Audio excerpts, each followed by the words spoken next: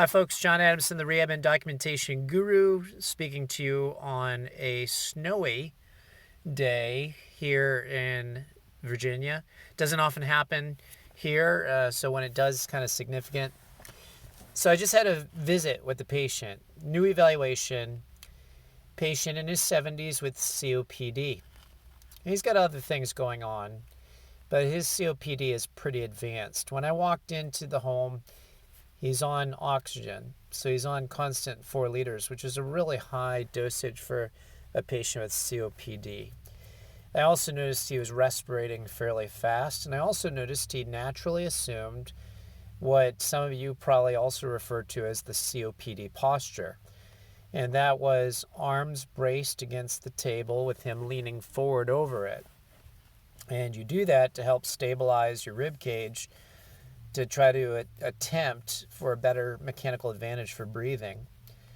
So I'm looking at him from a base standpoint, and it's pretty clear that he doesn't have a great physiological basis for rehabilitation. But everybody deserves a chance, and I was going to give this guy a chance. So let me tell you a little bit about his baselines, and this will not violate HIPAA because I'm not going to get too specific. And I haven't shared any demographic information on this guy. So anyway, he has a resting respiration rate, like I said, in the 30s.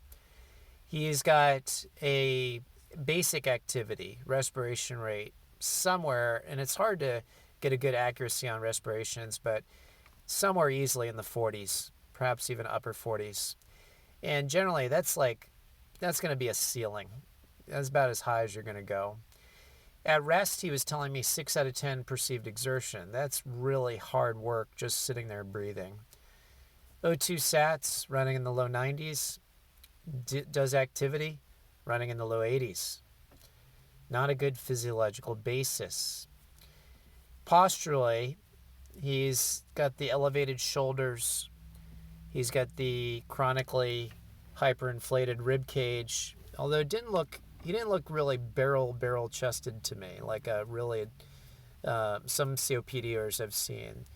So I'm going to guess that he's got some diaphragmatic excursion that's pretty normal. He's getting, or at least not terrible. He's got some doming, I'm going to guess, of his diaphragm, because he did truly expand his stomach. I could see the expansion, especially at the stomach, when he breathed in, and retraction when he breathed out. That's a good sign. That means the diaphragm is pushing with an inspiration, doing what it's supposed to do, pushing down, flattening, and then rebounding when he exhales. So this is a good sign. So here's some other things I saw about this guy. I always ask my patients with cardiopulmonary issues, how many pillows do you sleep in with? But with this guy, we just walked into his bedroom and he had like 5 to 6 pillows. And it was basically, with wedge cushion shape. And I said, is this how you normally sleep? And he said, yes. And it was roughly, if I were to take a goniometer, somewhere around 40 degrees elevation at the head.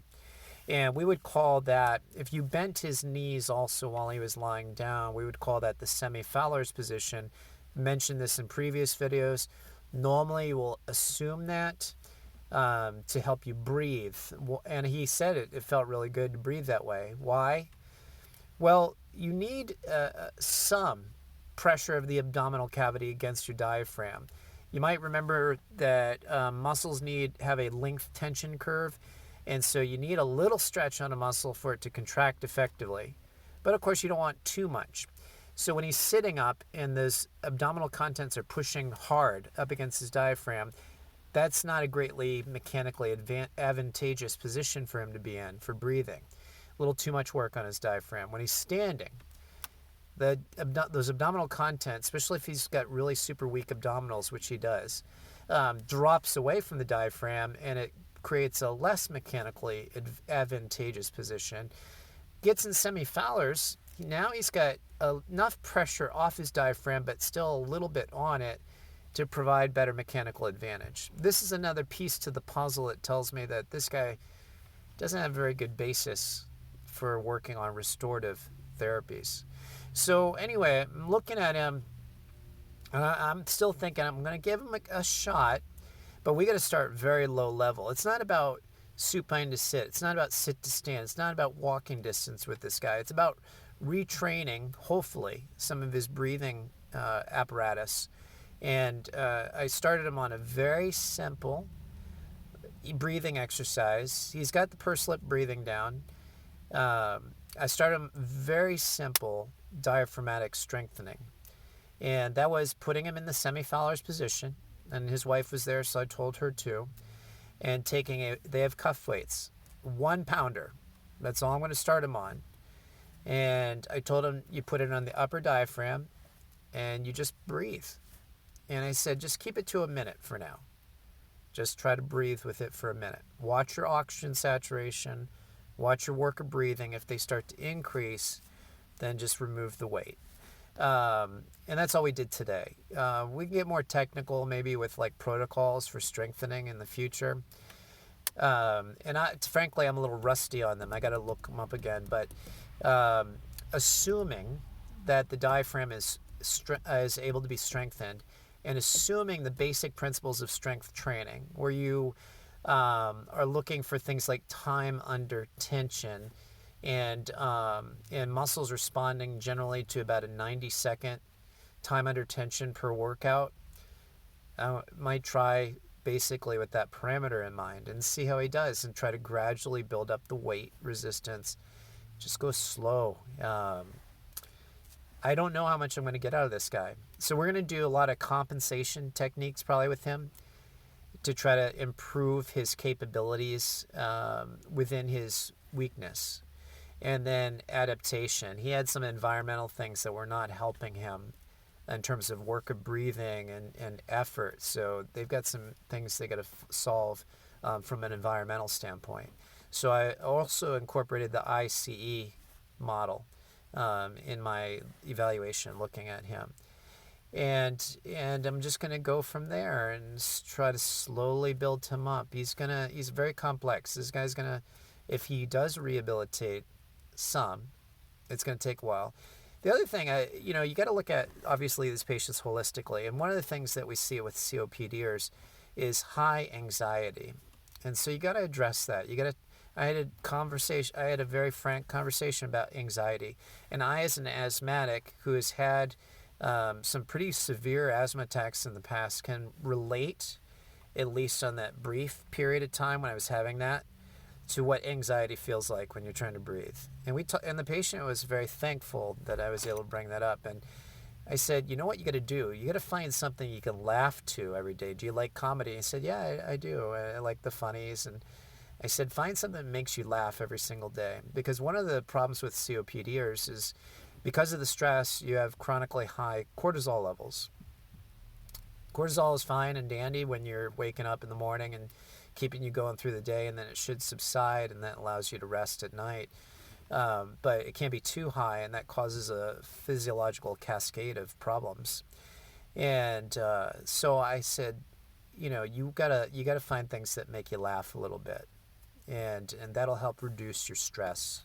Those natural, the endogenous opioid response that you get when you're having a good time. So we talked about that. And at that point, it had been an hour and a half, which is really long for an eval visit. So, not quite an hour and a half, but it was time to go. And anyway, he thanked me. He said, no therapist has ever told me all this stuff. And, I believe that. And I said, well, thank you. I've been blessed with excellent mentors in cardiopulmonary rehab.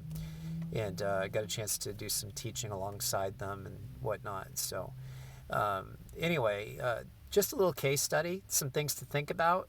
You got to look at where your physiological basis for your patient is when you have cardiopulmonary issues. You can't just jump into these high-level functions with them. They're not ready. They don't have the basis for it. And if you try to push them too hard in that particular area, you may cause a repercussion that's detrimental to the patient if you try to push them too fast, too hard. The other problem that I see with these kind of cases is that therapists will just write them off. One doctor wanted this patient to sign a DNR, and I'm sure somebody tried to talk to them about hospice. Probably. Hospice, not a bad idea for him. But since he's on rehabilitative goals, or I should say he's on home health, and the expectation is rehabilitation, we're going to give it a shot. He might have a better quality of life, and we'll be able to reassess him as we go to see if that's really the case. Anyway, I hope that helps. If you have any comments, suggestions about that same kind of case scenario, feel free to make them. I would love to include, if you've got great advice, if you got some expertise in that area, I'd love to include it in a future video. I've gone too long. Anyway, take care and God bless.